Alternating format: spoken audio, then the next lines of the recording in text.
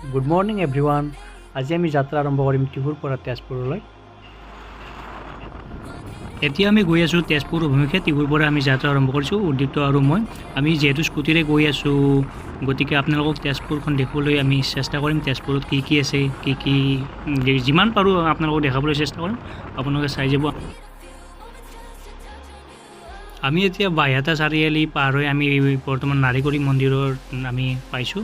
নাৰিকলী মন্দিৰত অলপমান আমি ৰখিম, কিয়নো বহুতো স্কুটিখন যিহেতু স্কুটি লৈ আহিছোঁ, গতিকে তাত অলপ ৰখি আমি দুটাই অকণমান সেৱা জনাম ভগৱন্তৰ ওচৰত। গতিকে নাৰিকলী মন্দিৰটো আমি ভালকৈ আপোনালোকক দেখাবলৈ চেষ্টা কৰিম। আৰু নাৰিকলী মন্দিৰত আমি প্ৰায়ে শুনি আহিছোঁ যে নাৰিকলী মন্দিৰৰ এটা মহত্ব আছে। সেই মহত্বৰ বিষয়ে আমি ভালকৈ নাজানো, তথাপিতো যদি আপোনালোকে পাৰে নাৰিকলী মন্দিৰৰ বিষয়ে আপোনালোকে কমেণ্ট কৰি জনাব পাৰে। আৰু নাৰিকলী মন্দিৰত প্ৰায় সংখ্যক যে মানুহে কি কৰে, যেতিয়া তেজপুৰ অভিমুখে যাত্ৰা কৰে তাত গাড়ী ৰখি কিনে হ'লেও নাৰিকলী মন্দিৰত এটা সেৱা জনাইহে তেজপুৰ অভিমুখে যাত্ৰা কৰে। আৰু তেজপুৰ বুলি নকওঁ, কিয়নো আগত ৰৌতা ওদালগুৰি যিহেতু আছে, তাৰ সিপিনৰ মানুহ ইপিনেৰে বাইহাটা চাৰিআলি হৈ আহে, তেতিয়া এবাৰ হ'লেও নাৰিকলী মন্দিৰত সেৱা জনাইহে যাত্ৰা আৰম্ভ কৰে। কিয়নো নাৰিকলী মন্দিৰৰ মহত্ব আজিও আছে বুলি আমি শুনিছোঁ। আমি ইমানখিনি যদিও নাজানো নাৰিকলী মন্দিৰৰ বিষয়ে, তথাপিতো আপোনালোকে যদি জানে বা যিবিলাক মানুহে নাৰিকলী মন্দিৰত আহিছে, নাৰিকলী মন্দিৰৰ প্ৰৱেশ কৰিছে, সেইসকল মানুহে আমাক জনাব পাৰে নাৰিকলী মন্দিৰৰ বিষয়ে। এয়া আপোনালোকে দেখিছে নাৰিকলী মন্দিৰ। এইটো আমি ইয়াত নাৰিকলী মন্দিৰত সেৱা জনাই আমি যিহেতু যাব লাগিব, বহুত দূৰ আছে, তেজপুৰ অভিমুখে যাত্ৰা কৰিব লাগিব, গতিকে ইয়াত সেৱা জনাই আমি দুটাই তেজপুৰ অভিমুখে আকৌ যাত্ৰা কৰিম। গতিকে আপোনালোকে চাই যাওক আমাৰ ব্লগছটো। যিমান পাৰোঁ সিমানখিনি তেজপুৰৰ বিষয়ে আমি জনাবলৈ আপোনালোকক চেষ্টা কৰিম। তেজপুৰত থকা কল পাৰ্কখন আপোনালোকক দেখাবলৈ চেষ্টা কৰিম। তেজপুৰত থকা আপোনালোকে জানে তেজপুৰৰ বিষয়ে, আমি ক'বই নালাগে। তেজপুৰত থকা মাহাভৈৰৱ মন্দিৰৰ বিষয়ে আপোনালোকক দেখাবলৈ চেষ্টা কৰিম। তেজপুৰত আমি আকৌ শুনি আহিছোঁ যে তেজপুৰখন পৰিষ্কাৰ পৰিচ্ছন্ন, গতিকে কিমানখিনিনো পৰিষ্কাৰ পৰিচ্ছন্ন সেইখিনিও আপোনালোকক ৰাস্তা ঘাটবোৰ, তাৰ তেজপুৰত থকা ৰাস্তা ঘাটবোৰো আমি ধুনীয়া কৰি দেখাবলৈ চেষ্টা কৰিম। তেজপুৰৰ বজাৰ এইবিলাকো আমি দেখাবলৈ চেষ্টা কৰিম। যিমানখিনি পাৰোঁ আমি তেজপুৰৰ বিষয়ে সিমানখিনি দেখাবলৈ চেষ্টা কৰিম। আৰু আমি বৰ্তমান আমি নাৰিকলী মন্দিৰত সেৱা জনাই আমি পোনে পোনে আমি তেজপুৰ অভিমুখে যাত্ৰা কৰিছোঁ। আমাৰ উদ্দীপ্তই ধুনীয়াকৈ গাড়ীখন চলাই গৈ আছে, আৰু মই বেছি চলোৱা নাই, মই মাত্ৰ চলাইছোঁ টিহুৰ পৰা বৰমালৈ চলাইছোঁ, বাকীখিনি উদ্দীপ্তই চলাইছে। আমি এটা কথা লক্ষ্য কৰিছোঁ যে ইয়াৰ ৰাস্তা ঘাটবোৰ ইমান চাফ চিকুণ আমাৰ নিচিনা নহয়। প্ৰায়ভাগে ৰাস্তা ইয়াত চাফ চিকুণতা বজাই ৰাখিবলৈ চেষ্টা কৰিছে, কিন্তু ইয়াত এটাই মাথো আমি প্ৰব্লেম পাইছোঁ আমি গাড়ী চলাওঁতে, কিয়নো ইয়াত ডিভাইডাৰ নাই, কিয়নো আমি সাৱধানেৰে গাড়ীখন চলাব লগা হৈছে। কিয়নো ডিভাইডাৰ নথকাৰ ফলত সিপিনৰ পিনে অহা গাড়ীবোৰ কেতিয়াবা বহু স্পীডেৰে আহিলে অলপমান দিগদাৰ হয়। আৰু কিয়নো আমি ৰাতিপুৱাতে আমি ওলাই আহিছোঁ আৰু আমি আগত কিবা এটা খাবলৈ চেষ্টা কৰিম, তাত খাই কিনে আপোনালোক আৰু মাজতে যিবিলাক ঠাই পাওঁ সেইখিনিত আমি জনাবলৈ। আমি এতিয়া মংগলদৈ পাৰ হৈ আহি আমি গৈ আছোঁ, আৰু ইয়াত এটা দেখিবলৈ ভাল লাগিছে, আঘোণৰ সোণোৱালী ধানবোৰ ঘৰলৈ চপাই নিছে। গতিকে আঘোণৰ সোণোৱালী এই ডিচেম্বৰ মাহত যিটো এটা দৃশ্য দেখিবলৈ পোৱা যায়, সেইটো দৃশ্য দেখি কিবা এটা ভাল লাগে, মনটো ভাল লাগিছে আমাৰো। আৰু কিবা জাৰ্ণিটো কৰি আমাৰ ভাল লাগিছে, কিয়নো ৰাস্তা ঘাটবোৰ কি ধুনীয়াকৈ চাফ চিকুণ হৈ আছে, আৰু ৰাস্তাবোৰ ভাল লাগিছে। যদিও অখৰা মখৰা অলপ চলপ আছে, তথাপিতো বেছিভাগ ৰাস্তাই ভাল লাগিছে। কিন্তু এটাই প্ৰব্লেম পাই আছোঁ, মাজতে ডিভাইডাৰ নথকাৰ কাৰণে অকণমান প্ৰব্লেম পাই চাগে মানুহখিনিয়ে। গতিকে আমি ইমানখিনি ক'বলৈ নাযাওঁ, আমি তেজপুৰ অভিমুখে যাত্ৰা কৰোঁ, কিয়নো আমাৰ এতিয়াই বহু দেৰি হৈ গ'ল। আৰু ইয়াত পাৰ চৰাইবোৰ কি ধুনীয়া কৰে ধানবোৰ খাই আছে, আৰু কাষতে ধানবোৰ চপাই নিছে, কিবা এটা ভাল লাগিছে মনটো। গতিকে সেইটো আপোনালোকক দেখাবলৈ চেষ্টা কৰিলোঁ। আমি এতিয়া আহি পালোঁ তেজপুৰ। গতিকে আমি তেজপুৰ আহি পাওঁতে আমাৰ যিহেতু দেৰি হ'ল, গতিকে আমি যিহেতু ৰুম লৈছোঁ, ইয়াতে ৰুমত আমি থাকি কিনে অকণমান সময় থাকি কিনে আকৌ আমি অলপমান ফুৰিবলৈ আহিছোঁ। সন্ধিয়াৰ সময় যিহেতু আমি আপোনালোকক ৰাতিপুৱাৰ ভাগত আমি তেজপুৰ 3-4টামান ডেষ্টিনেশ্যন আপোনালোকক দেখাবলৈ চেষ্টা কৰিম। পোনপ্ৰথমে গধূলি যেতিয়া ফুৰিবলৈ আহিলোঁ, তেতিয়া আমি দেখিবলৈ পালোঁ যে আমাৰ দীঘলী পুখুৰীত যেনেকৈ খাওঁগলী আছে, ঠিক তেনেদৰে তেজপুৰতো খাওঁগলীত আমি প্ৰৱেশ কৰি তাত অকণমান আমি দুটাই কিবা খালোঁ, চিকেন পকৰা খালোঁ, ম'ম' খালোঁ আৰু চাওমিন খালোঁ। খাই কিনে আমি ধুনীয়া কৰি অকণমান আৰু ফুৰিব গ'লোঁ তেজপুৰ। কিন্তু সন্ধিয়াৰ তেজপুৰখনো দেখিবলৈ ধুনীয়া লাগিছে।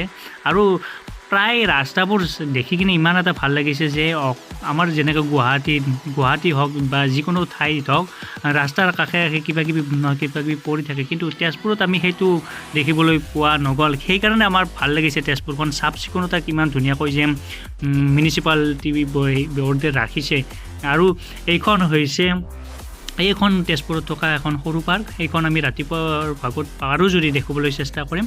এইখন পাৰ্কখনো আপোনালোকক এতিয়া আমাৰ যিহেতু তেজপুৰ আহি পোৱাতে দেৰি হ'ল, গতিকে এতিয়া আমাৰ ভিতৰত প্ৰৱেশ নকৰোঁ।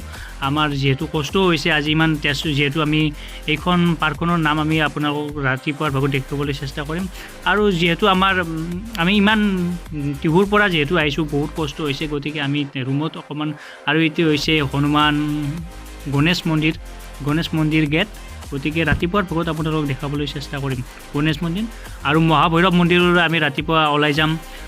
চিত্ৰলেখা পাৰ্কখন ভালকৈ দেখিবলৈ চেষ্টা কৰিম।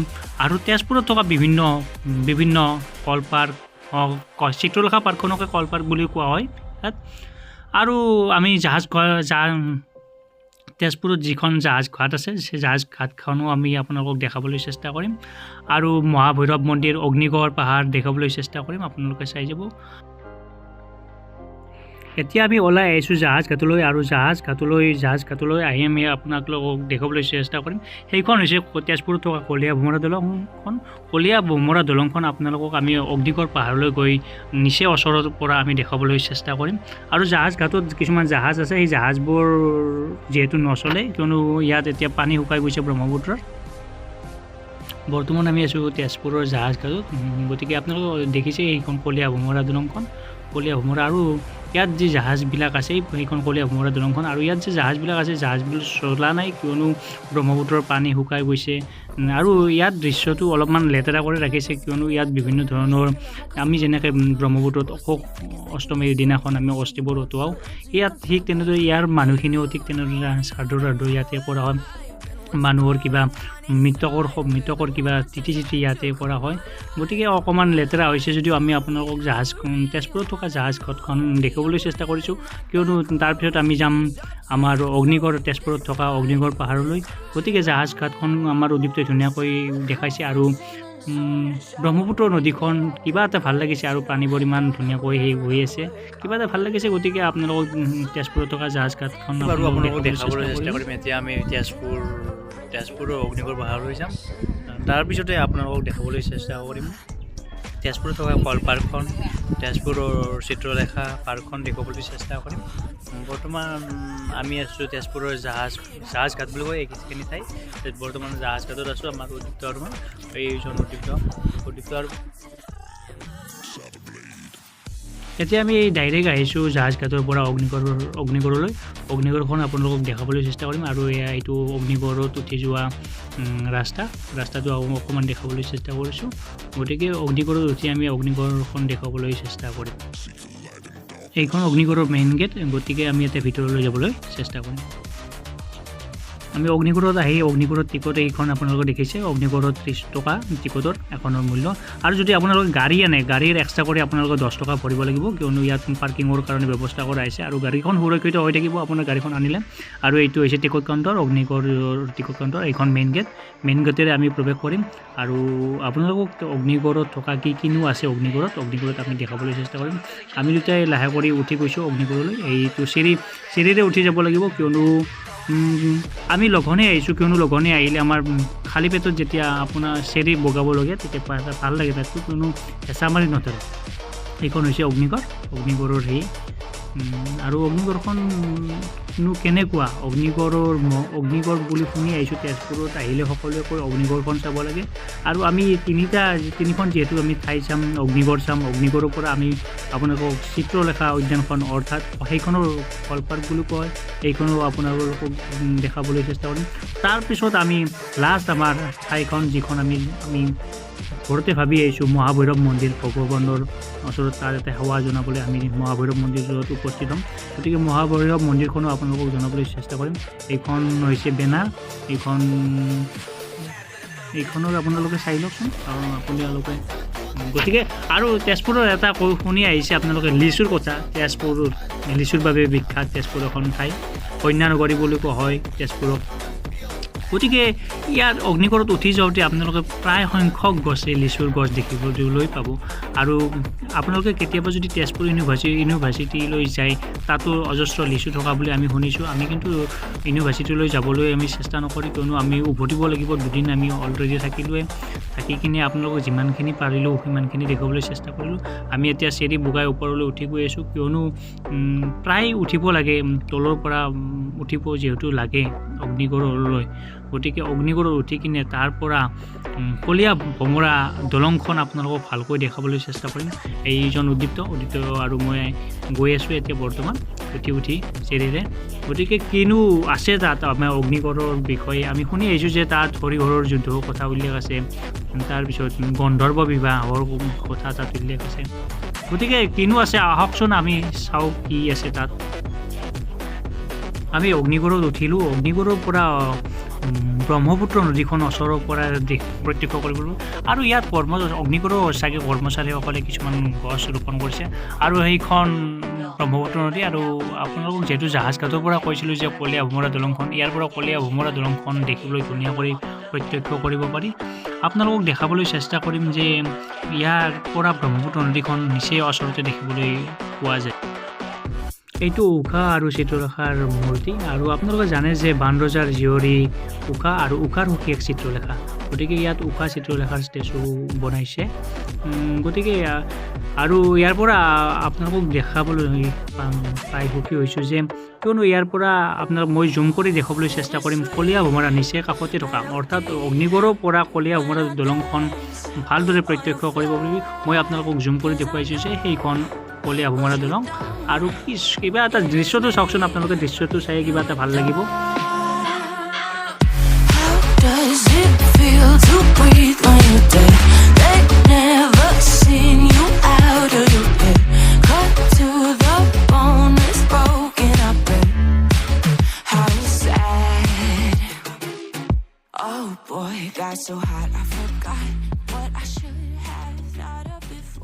অগ্নিগড় পাহাৰখন যিহেতু ওখ হয় গতিকে ইয়াৰ চাৰিওফালৰ চৌপাশটো আপোনালোকে এবাৰ প্ৰত্যক্ষ কৰক কি ধুনীয়া লাগিছে গতিকে আপোনালোকক দেখাবলৈ চেষ্টা কৰিছোঁ ইয়াৰ চৌপাশটো গতিকে আপোনালোকক এবাৰ প্ৰত্যক্ষ কৰক এইজন মই চিত্ৰলেখাৰ বিষয়ে আপোনালোকক জনালোৱে যে বানৰজাৰ জীয়ৰী আছিল উষা আৰু উষাৰ সখীয়েক আছিল Chitralekha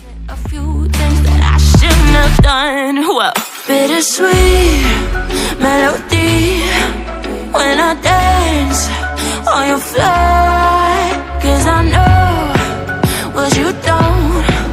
It is me you adore. How does it feel to breathe? আপোনালোকে জানে যে হৰিহৰৰ যুদ্ধৰ কথা গতিকে ইয়াত হৰি হৈছে শ্ৰীকৃষ্ণ আৰু হৰ হৈছে মহাদেৱ গতিকে হৰিহৰৰ যুদ্ধ যিহেতু তেজপুৰত হৈছিল গতিকে ইয়াত প্ৰতিমূৰ্তি হিচাপে ইয়াত ঐতিহ্যৰে কথা ইয়াত বৰ্ণনা কৰা হৈছে হৰিহৰৰ যুদ্ধ গতিকে আপোনালোকে অগ্নিগড় পাহাৰলৈ আহিলে হৰিহৰৰ যুদ্ধৰ কথা ভালকৈ জানিব পাৰিব এইটো হৈছে গন্ধৰ্ব বিবাহৰ মূৰ্তি আগতে যেনেকৈ এই আহোমত চকলং প্ৰথাত বিবাহত আবদ্ধ হৈছিল ঠিক তেনেদৰেও আগৰ দিনত ৰজা মহাৰজাৰ এটা গন্ধৰ্ব বিবাহ আছিল চাগে আমিও সিমান নাজানো আপোনালোকে জানে যদি কমেণ্ট কৰি জনাব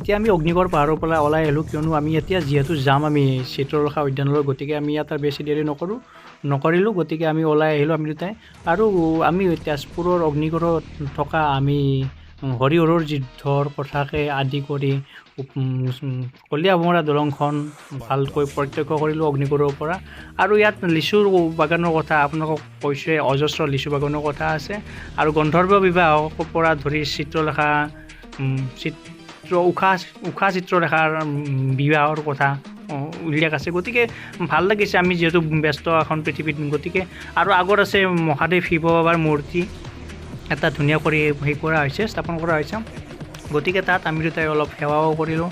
গতিকে আমি ইয়াৰ পৰা পোনে পোনে ওলাই যাম আমি চিত্ৰলেখা উদ্যানত। গতিকে ইয়াত আমি দুটাই সেৱা জনাই আমি চিত্ৰলেখা উদ্যানৰ ৰাওনা কৰিম। আমি এতিয়া আহি পালোঁ চিত্ৰলেখা উদ্যান। টিকট কাটিলোঁ, টিকটৰ মূল্য 30 টকা আৰু পাৰ্কিঙৰ নামতো 10 টকা ইয়াত লোৱা হৈছে। এইখন হৈছে চিত্ৰলেখা উদ্যানৰ মূল গেট।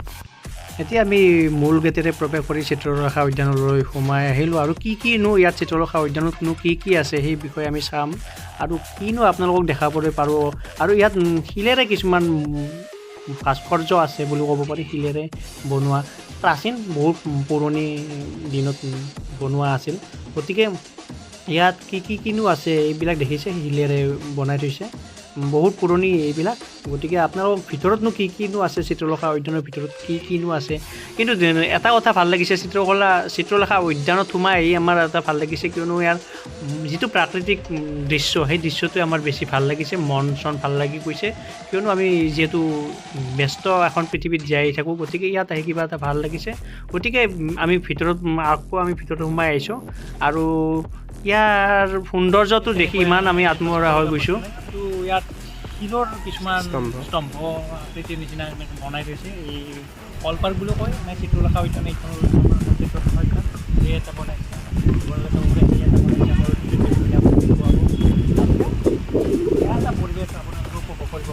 এইটো হাতীটো দেখাই দিয়াচোন। হাতী, এইটো হাতী, এই হাতীটো এনেকৈ গুণাৰে বনাইছে, গুণা ৰদ এনেকুৱা আধুনিক বনাইছে, ভাল লাগিছে। আপোনালোকক দেখাই আছোঁ আমাৰ চিত্ৰলেখা, এইখনৰ নাম হৈছে চিত্ৰলেখা উদ্যান।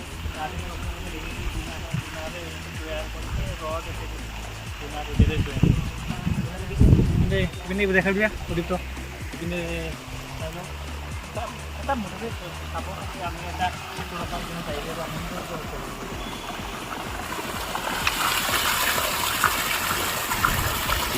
আৰু চিত্ৰলেখা উদ্যানৰ বাকী আৰু ব্যক্তি একো নাই, শিলালিপিবোৰ দেখিবলৈ পোৱা যাব।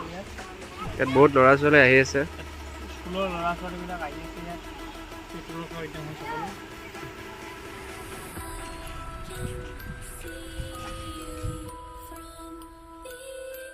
উদ্যানখনত আহি এটা ভাল লাগিছে, চাফ চিকুণতা ইমান কৰ্মচাৰীবিলাকে, চিত্ৰলেখা উদ্যানৰ কৰ্মচাৰীবিলাকে চাফ চিকুণতাটো ইমান ধুনীয়াকৈ বজাই ৰাখিছে, সেইটো ভাল লাগিছে। আৰু ইয়াত বিভিন্ন স্কুলৰ ল'ৰা ছোৱালীবিলাক ইয়াৰ এই পাৰ্কখনলৈ অহা যোৱা কৰিবলৈ দেখিবলৈ পোৱা যায়। আৰু বিভিন্ন ঠাইৰ পৰা এইখন পাৰ্কলৈ পৰ্যটকবোৰ আহে আৰু চিত্ৰলেখা পাৰ্কৰ বিষয়ে ভালদৰে এইবিলাক দেখিছে আপোনালোকক দেখাবলৈ চেষ্টা কৰিছোঁ। এইবিলাক স্কুল কলেজৰ ল'ৰা ছোৱালী মাক দেউতাকৰ লগত আহিছে আৰু কিছুমান স্কুলৰ পৰা শিক্ষকবিলাকে আমাক যেনেকৈ স্কুলৰ পৰা লৈ গৈছিল শিক্ষকবিলাক, ঠিক তেনেকৈ তেওঁলোককো লৈ আহিছে ইয়াৰ বিষয়ে জানিবলৈ বা চিত্ৰলেখা উদ্যানৰ বিষয়ে জানিবলৈ। আৰু এইখন হৈছে বিমান, ইয়াতে ধুনীয়াকৈ সজাই থোৱা হৈছে আৰু স্কুলৰ ল'ৰা ছোৱালীবিলাকে প্ৰত্যক্ষ কৰি কিবা এটা মনত ভাল লাগে। গতিকে আৰু ময়ো অকণমান জিৰণি লৈছোঁ, কিয়নো বহুতো যিহেতু পৰিলোঁ, গতিকে অকণমান শুই গৈছোঁ ইয়াত। এনেকৈ আপোনালোকৰ চিত্ৰলেখা উদ্যানলৈ আহিলে এনেকৈ অকণমান সময় ভালকৈ পাৰ কৰিব পাৰিব। চিত্ৰলেখা উদ্যানৰ পৰা আমি পোনে পোনে আহিলোঁ মহাভৈৰৱ মন্দিৰ। এইখন হৈছে মহাভৈৰৱ মন্দিৰৰ মূল গেট। আমি এতিয়া পোনে পোনে ভিতৰলৈ প্ৰৱেশ কৰিম।